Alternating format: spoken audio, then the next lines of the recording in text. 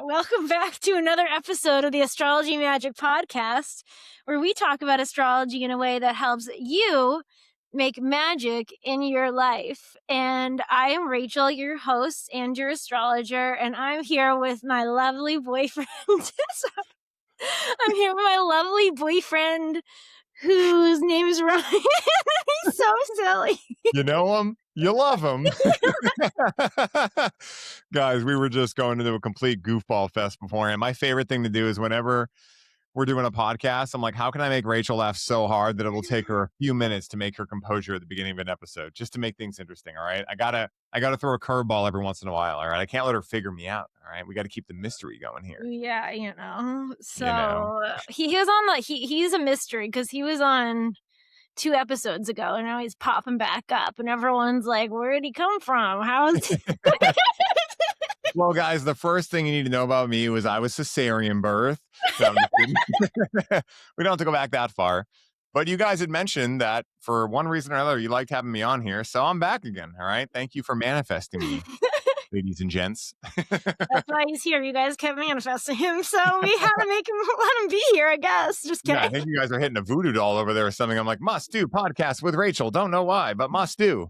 So now I'm here. Yeah. But in all seriousness, I really like having him here. I feel like he grounds me and helps explain the astrology. So today we're gonna talk about the full moon in Libra, which is happening on April 1st, and it's exacting at 10:11 p.m. Eastern Daylight Time, if you're on the East Coast like us. So you can adjust it for your time zone if you're not on the East Coast of the United States. But we're going to talk about the East Coast. Sorry. It's the best coast. Okay. We're the Beast Coast. So I think it's perfect for us to talk about the Libra full moon, because me and Ryan are in a relationship, and Libra is the sign of relationships. And when we have a full moon, it is a culmination of an energy. It is a release of energy. So it could be like a shedding of a pattern that's come to a culmination in a relationship.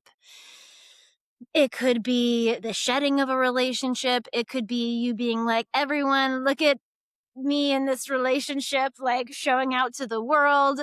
There's a lot of relationship energy in the air, but there's also a lot of really interesting mirroring energy in the air. And that is because on the other side of the moon in Libra, which the moon represents our ancestral programming, it represents the people actually at large. And so it's what the people are feeling. It's the collective feeling, the collective consensus. It is the emotions of everyone in our most private self. And so a lot of relationship issues as it relates to our most private feelings and how and us meeting our needs and how we're in relationship with life itself can be coming up right now. And whether we're balanced with life, whether we're balanced in our relationships. And what's lovely is a lot of people are our mirrors right now. And me and Ryan, if there's one thing that's made our relationship really awesome and strong, we've been together for almost 9 years now, is seeing each other as a mirror. And actually, I think we could even talk about, before we go deeper into the full moon, I want to talk about the fact, like, how mirroring has really helped us heal things in our relationship, and particularly projections. Because everyone in a relationship, what I've realized being with you, Ryan, is we're projecting onto each other all the time. We're projecting our ideal of how a relationship should be. We're projecting how a person, like, we're projecting our story onto people and whoever we're in relationship with. And I would actually say that your and I relationship started like growing and skyrocketing at about the 3.5, 4 year mark after we took and lifted, when we learned about projections, right? With Mark England. Yes. I would definitely concur on that because, and I talk about this often in my work, but, if we are the creator of our reality, which I imagine all your listeners are on board with that belief system. So if we are the creator of our reality, then the stories we tell ourselves act as these scripts that create the reality we see. And what do so many of us do before we learn about this? Our reality isn't going the way we want, aka we are telling ourselves a shitty story, but we don't know really what's going on. And the last thing our ego wants to do is admit fault. So what we do is we project it out there. Oh, that person makes me feel this way. Or if my girlfriend would just stop doing this, I'd be happy. Or XYZ, whatever it may be. And it sounds innocent in theory to be like, oh, well, she's doing that. But one of the first things Paul Chek taught me as well is if you spot it, you got it. And I really want you listeners to tune into what I just said. Anything that you see in someone else, you only see because you also have that quality. Now, what could be happening is you could be on the other side of that at this point. Like that could be something that you've worked through years ago. And so you're spotting it, but you're spotting it from a higher level of awareness than the person currently going through it is. But also, what could be happening is you could be literally mirroring the exact same phase of that pattern. And those are the ones that I find really irritate individuals. Like when you and I are working through something and I believe I'm totally right and I'm getting pissed. Typically, when we work through it, I realize I'm like, oh my God, actually, she may be even a higher level than I am in conscious awareness of it. And that's to the level that I was getting irritated.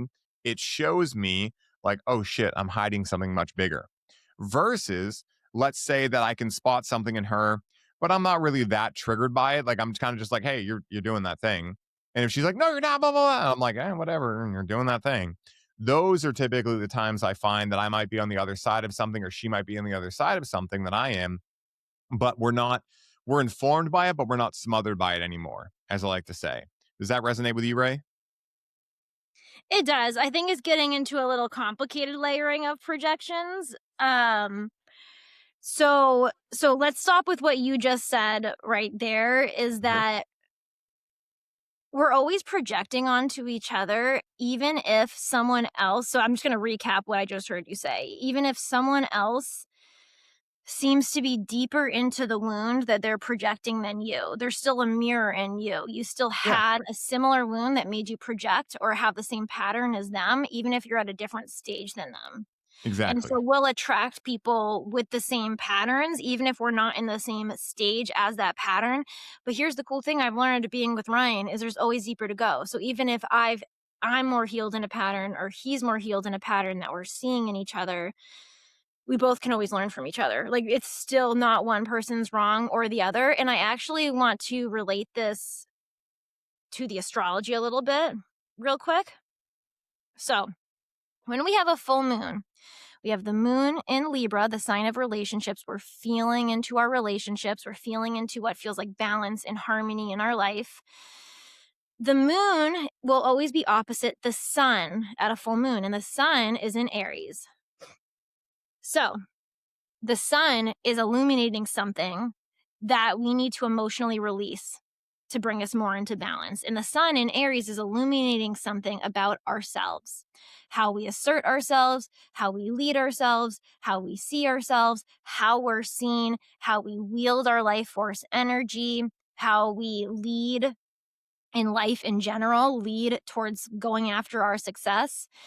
But what's so interesting is Saturn in Aries is joining forces with the sun at this full moon. It's a part of this full moon.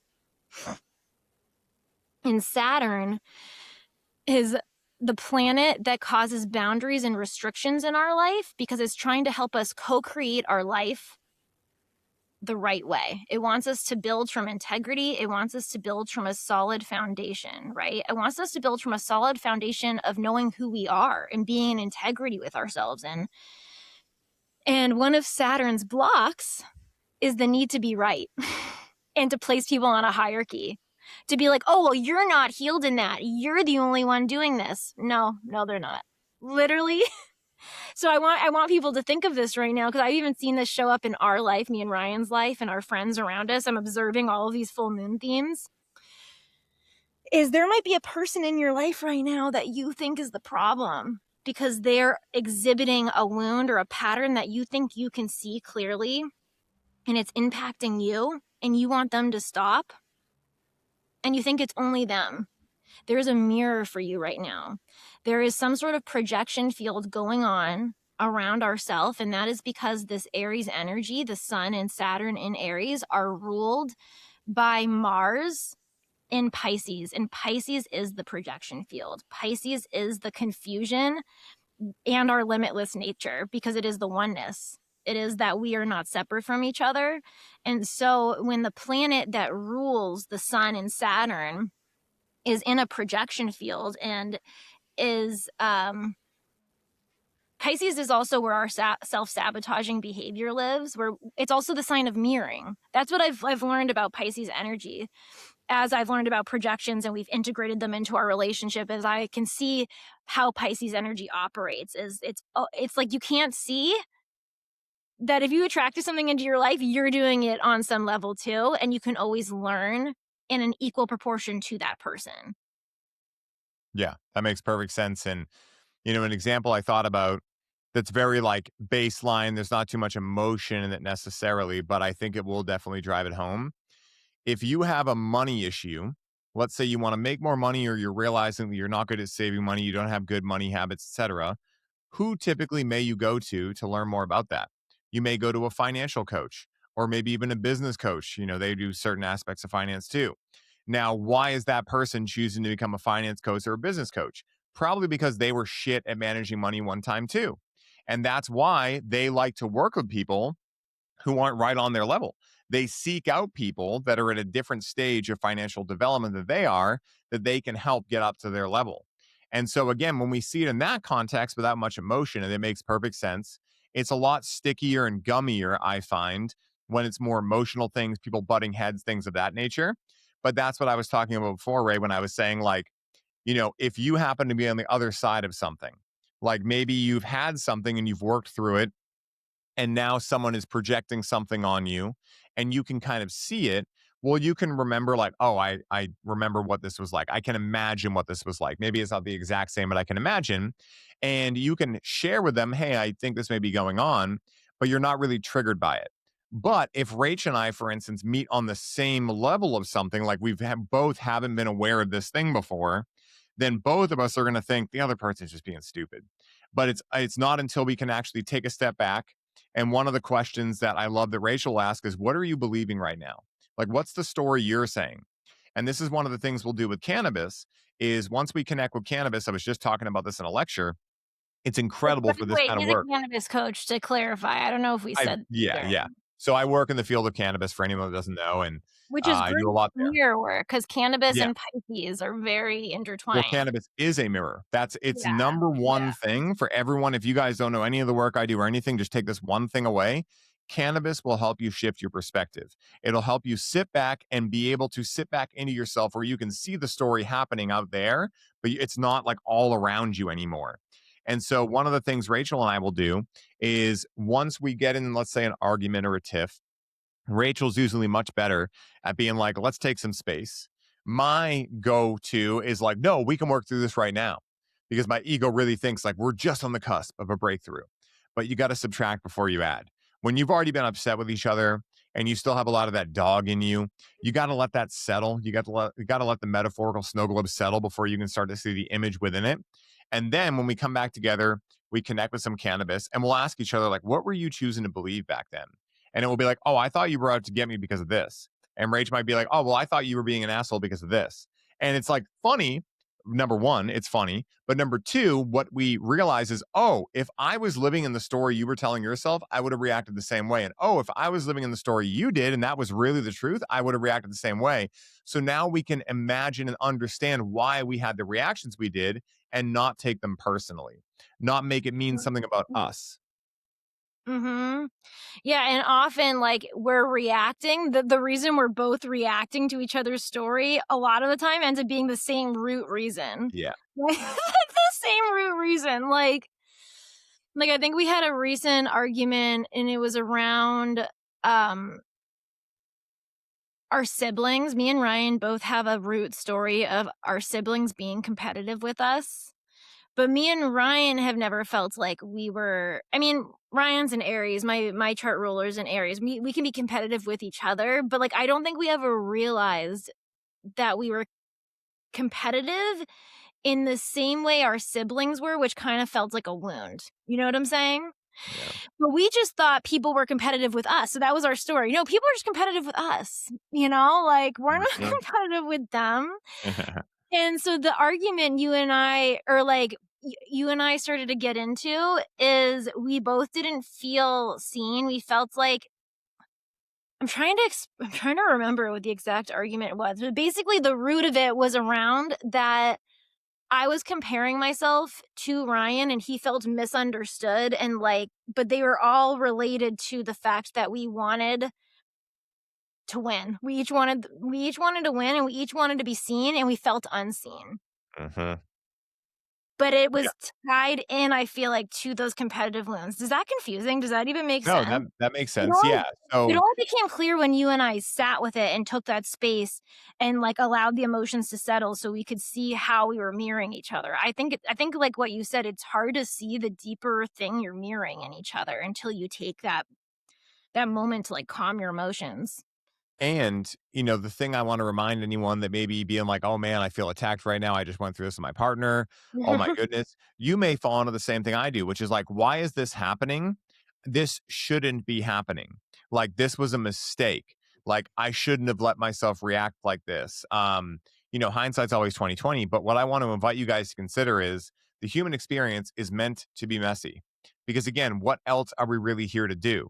If you choose to believe, like Rach and I do, that we're all playing a game called God and Drag here, We're all then the supposed to only be reason, right all the time and win all the time. well, that would be boring because again, Yeah. oneness is the ability to be connected all the time, to always be quote unquote right, even though that's not, there's no condition in oneness. But if we were going to call it out and put some human qualities on it, it would be like, we're all together, we're all right, there's no fighting, there's no nothing. But the only reason we're playing a game of somethingness, I can theorize, is because we get bored with oneness. And so we're actually here to be messy and to remember what we've forgotten in the moment and to come back together, but sometimes through some messiness. Sometimes if it's a simple argument, it's handled pretty quickly. Sometimes it can be an all day thing. But if you're afraid to get messy with your partner, then you're going to live a very boring life and unfulfilled life. It's just like this, right? If you want to have the best body ever, you can't go to the gym and just do 2 push-ups and be like, oh, it hurts a little bit. I'm done. You got to go there and fucking send it. And the level that you send it is going to teach you what you're made of. And the result you get from finding out what you're made of is going to be an awesome looking body that people ask, how'd you do that? Right. So the same way that you do that is the same way you get an amazing relationship. You're not afraid to fall into low levels of consciousness from time to time. You keep your Yeah, and integrity. you're not afraid to be the one projecting. Exactly. You're not afraid to be the one that ends up admitting, like, oh shit, that was a You blind spot. Because you project know what? knowing that it's gonna lead to probably a mess. No, Well, like, yeah. there's so many times you and I are in a fight where we know this game, yet we both will for 9 hours straight Hmm. need to be right until we Hmm. get so tired that we're just like, "Fuck it, okay, let's see, like, how we're mirroring each Yeah. other," you know? But, again, like, I'll give this caveat. If you're in a physically abusive situation, what I'm about to say totally changes. But unless you're in that, okay, to the level you are willing to really go there with your partner is directly related to how willing and able you are to actually stay together. It's the couples that don't fight that scare me a lot more than the couples that do. So long as, once again, there's no physical abuse or anything that dark. You know, if Rach and I are just annoyed with each other and we're like, oh man, she's being a bitch. Oh, he's being an asshole. Like, that's actually not a bad thing. That's a good thing because you know what? That's how the ego can actually help us come back together because the ego says, you're right, go harder. You're right, go harder. So you go harder. And then the other person's ego is like, you're right, go harder. You're right, go harder. And when you guys smash together like that, like two trains colliding, both of you are going to learn more about your ego. Both of you are going to learn more about, like, oh, wow, why was I so quick to think I was right? Why was I so quick to take the person I love and put this story on them like they were doing something to me? Because that would have never actually happened based on the view I have of them all the time. Mhm, and that could in this energy of so quick to react or so quick to, like, dig your heels in and need to be right, can be coming up strong at this full moon, and it's because we have Pluto. Pluto is where we felt betrayed in the past. Pluto is where we felt helpless, where we have gained collective trauma, where our triggers live, and it's in Aquarius. So Aquarius is the sign of the collective of humanity. And so with Pluto there, we are dealing with humanity's deepest betrayals right now. We are dealing with humanity's deepest wounds around belonging, the kind that feel like death to people, the kind that shatter their whole world. You know, like think about getting kicked out of a tribe. You would die. That is a Pluto in Aquarius deep fear. And and what will we do? What does Pluto do to never lose again or to never feel abandoned again or as a survival instinct? Especially in Aquarius, because it's a fixed sign, it doesn't give up. It's not going to give up. It is going to dig its heels in. It is going to get nasty. It can almost like people wonder how, murderers become murderer. It's like a lot of Pluto trauma that makes them become nasty and project that nastiness outwards. Maybe there's nature nurture, but we're talking about that specific aspect. Mhm. So at this full moon, we have Pluto and Aquarius, our deepest wounds, in a challenging aspect to Venus, which Venus rules this full moon in Taurus. Now, Venus is our values. It's the sign of relationships. It's the sign of money and self-worth. Our self-worth is likely going to get hit at this, specifically related to money and relationships and our worth at this full moon. And when a partner hits a worth wound, people can get really nasty. Like, think about when people have felt not respected or something in a container. Let's say, I'm trying to think of like a good example of Mm. what could happen. Let's say, oh, this happened to my dad. I think he'll be okay with me sharing this story. So my dad was doing this big project for this really big company one time. He was a consultant. He did all of the work. He led it and he like worked night and day and hired all the people, and then they got it out there and it was a big win for the company. And at the party where they're celebrating the big win, they're calling up the person to thank, and they never even mention my dad's name. They mentioned this guy who they were good friends with that had nothing to do with the project and brought him up to the stage. And my dad had never felt more betrayed and hurt by humanity, by an organization, because Aquarius is also organizations. That was the only time I think I saw my dad cry. Like I saw that's Mhm. painful. And when that happens, it can make you want to protect yourself in the future. It can make you want to never trust an organization again. Like that's what Pluto will do. It'll completely shut out options and opportunities. Aquarius is the sign of opportunities because it rather protect its worth, Venus and Taurus, and dig its heels in and not get hurt again. Mhm. And so there can be a challenge at this full moon around swallowing our ego, swallowing past betrayals and past pain in order to stand up and own our worth and be present with these feelings. But what the opportunity we have at this full moon is we have Mercury in Pisces. Remember, Pisces lives in a projection field. It's also a mirror, but Pisces is also the sign of compassion in its highest expression. When Pisces heals, it goes from fear to compassion.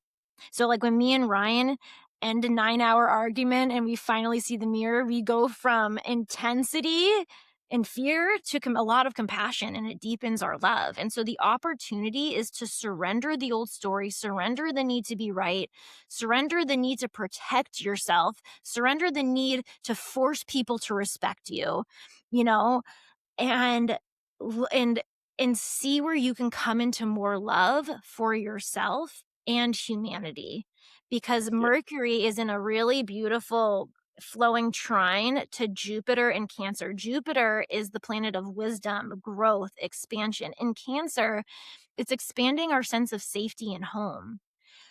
And that's what wants to happen. What if you can feel more at home in your relationships, more at peace in your overall life, more at balanced in your life by going into something that really fears you, by going into something that you're so stubborn about and surrendering it. Like a story, you need to be right in order for you to feel safe. Like what if you could surrender that and that could bring you to even more safety? Yeah. I 100% agree. And like, think about this, guys, right? Like Rachel was talking about, her father puts all this effort in, is like the point man on this big project, gets it passed in on time. The company has a big win, and they don't mention him. So on level one, it's like, oh, fuck that company. Why did they do that to me? Right? I did all this stuff that shouldn't have happened. That's level one. Level two perspective could be something like, hey, you know what? Why do I choose to work with companies that don't value me? Why is that happening? Level three could be, I don't know why I did this, but what can I learn from it? I can learn that thank you, company, for showing me where I didn't value myself. Because if I valued myself, I would have never worked for this company to begin with. I would have seen the signs. But also, thank you, company, for showing me where my own blind spots were and how I saw myself and how I valued myself and the love I chose to have for myself. You know, thank you for allowing me to realize where I was making this thing that happened that is objectively neutral. These people could have just been excited. They could have been kind of goofballs. They could have had pressure from investors or whatever. And so they could have been told, mention this person or whatever. Right. So I we like don't how know. you said objectively neutral, like, that's the thing is everything in life is objectively neutral. If someone Yeah. doesn't have a trauma around not being chosen, then they're gonna feel neutral if they're not chosen. Yeah. It's not gonna hit the same wound like it would for someone who's had that trauma before. Yeah, Sometimes. and that's very important. We'll go back there right after. I just want to finish this Mhm. thought. So on level three, you choose to see it happening for you. It's not that, oh, it's just happening for you. No, what people forget in that, life happens to you or for you depending on what you choose to spell into your reality. Okay. In the spiritual space, people will say things like this, but they won't give the caveat of like, you're gonna have to work for it, dude. Like you're gonna have to be the one that chooses to call out when you're living in shitty stories and actually do something about it. Talking about it forever is not going to do something about it. It's making a decision, and you can make one right now. And like Rachel was saying, this is a big thing too.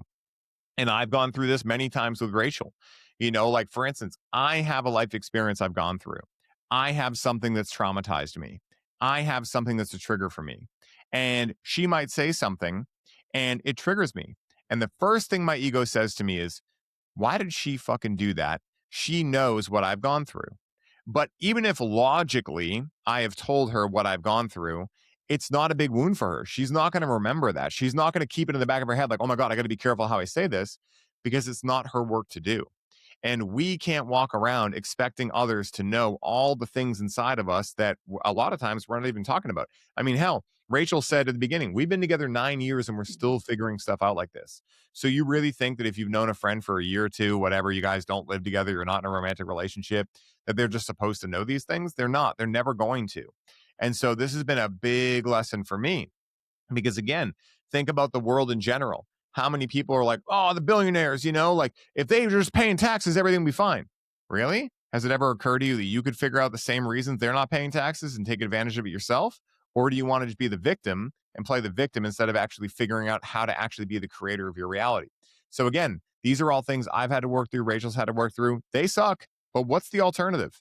All right. Going through this stuff is hard. Living with it's hard. Choose your hard. There's only one path that leads to something better. But either way, it's going to feel hard.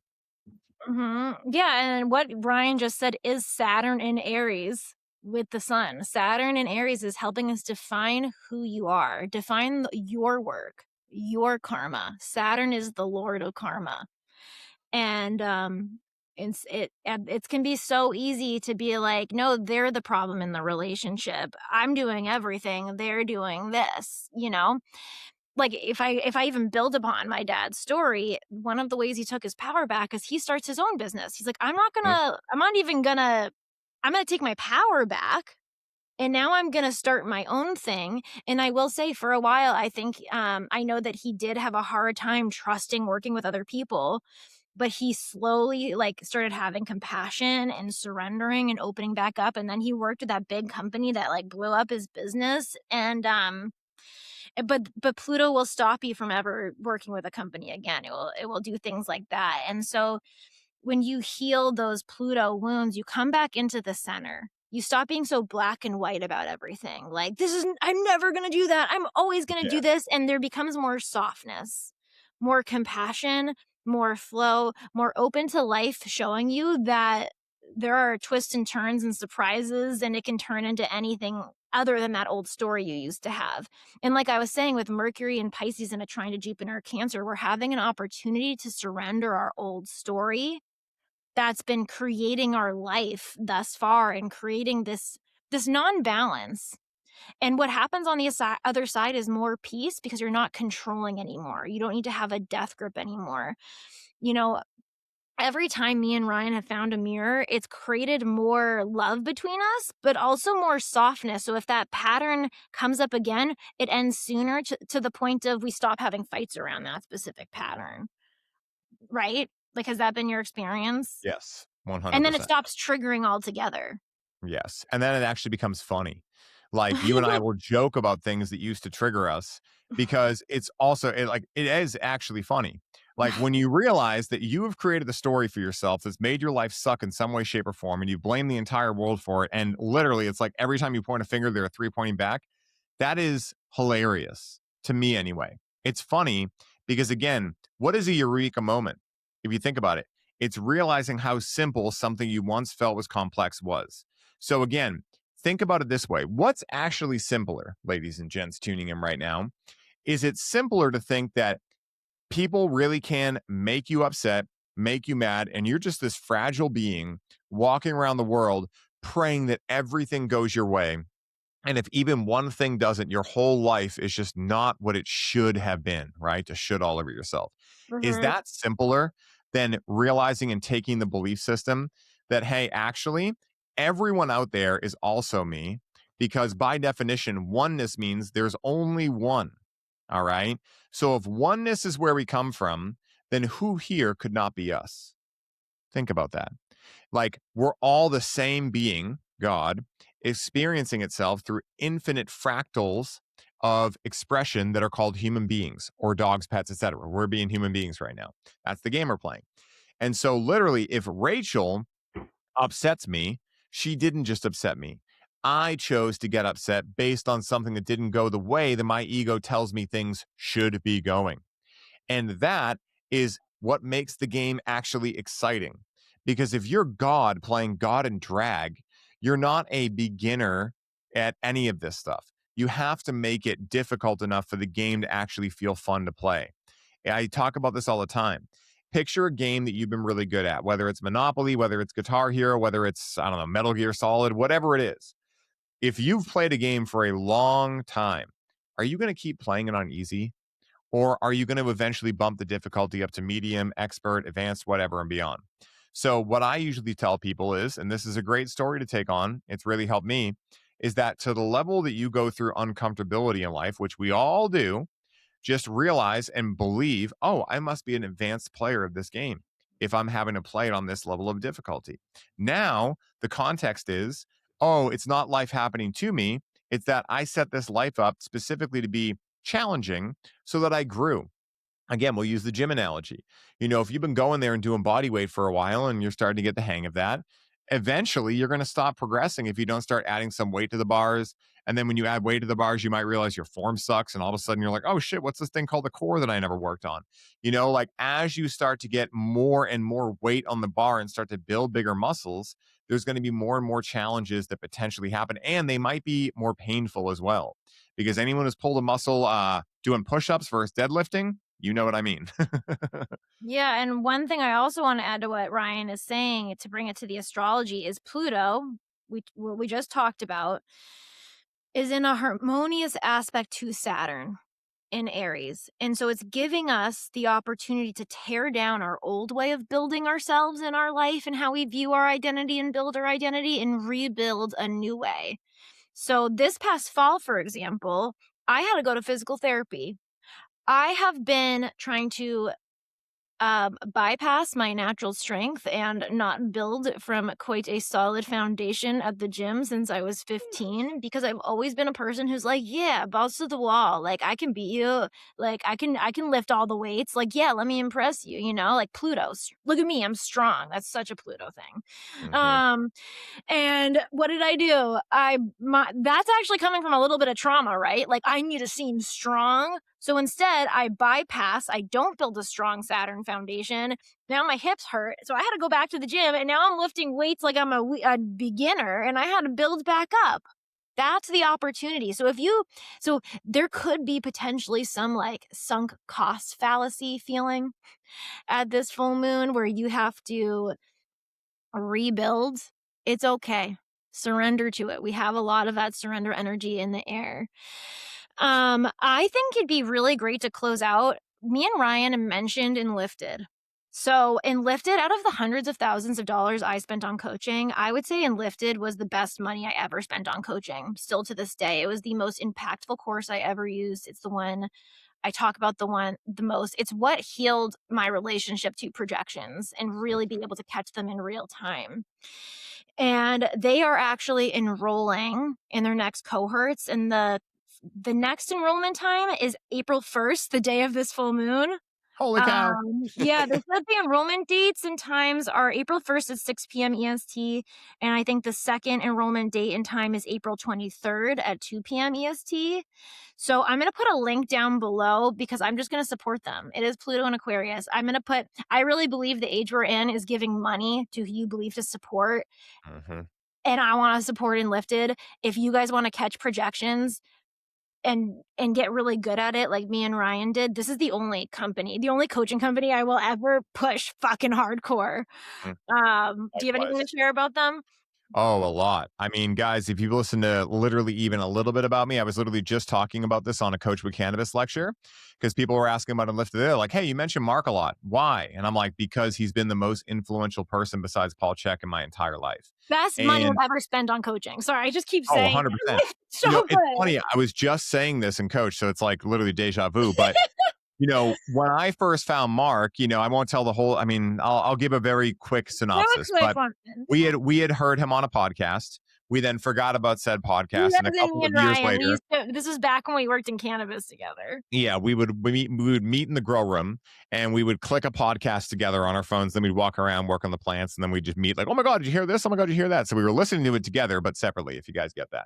So anyway, we listened to this one on Positive Head podcast with this guy Mark England, and that podcast really awesome. First podcast I think we both ever listened to, and but some of them were like what I would call very woo woo. And one of the things that I thought about Mark's was like, wow, this is like really practical and simple. And then I forget about it. Rachel forgets about it. And a couple of years later, I'm going through a Kundalini awakening. Long story. But anyway, one of the days I was just starting to pour my heart out on Facebook. I didn't even have Instagram back then because I started to realize I want to put myself out there. So I wrote this big post on perspective. And in there, I talked about language and how it architects our reality. The stories we tell ourselves are the scripts that run our reality and create our reality. And someone in the comments had said, hey, where did you learn that? I'd like to do a deeper dive into that. So I was like, oh, what's that guy's name? I like looked through Positive Head. I'm like, oh, Mark England. So I just tagged him on Facebook and forgot about it. And he ended up reaching out to me. We hopped on a call and he told me about Unlifted, and something in me just said yes. So I said yes.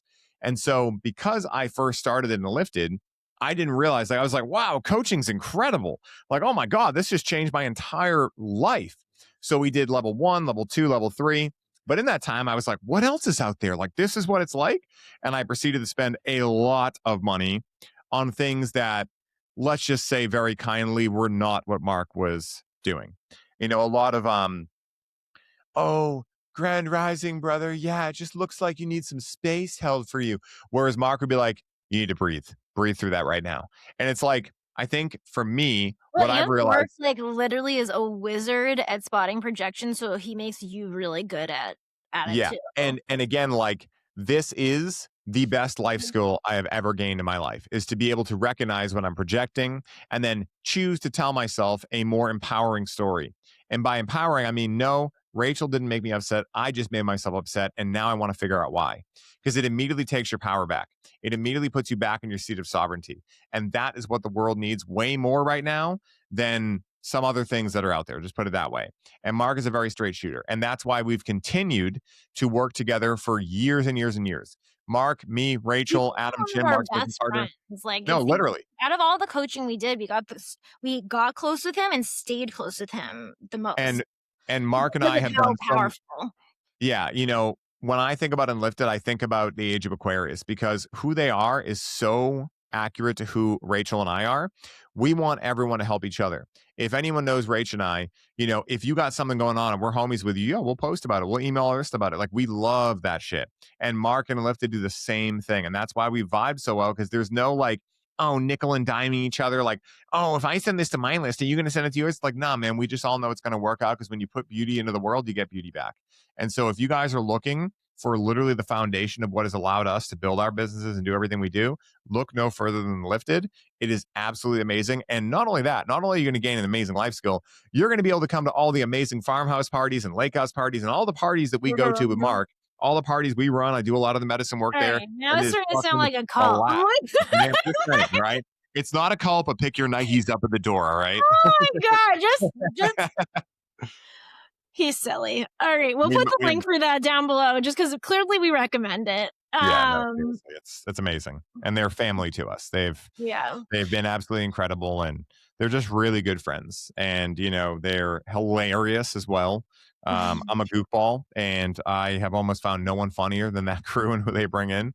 So seriously, guys, yeah, if it hasn't been explicitly stated by now, we highly recommend. They get our gold Times star. 1,000. So Yeah. okay. Times a million.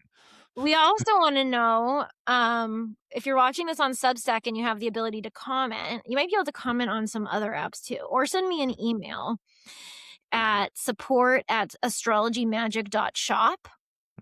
I'll put that email in the show notes too.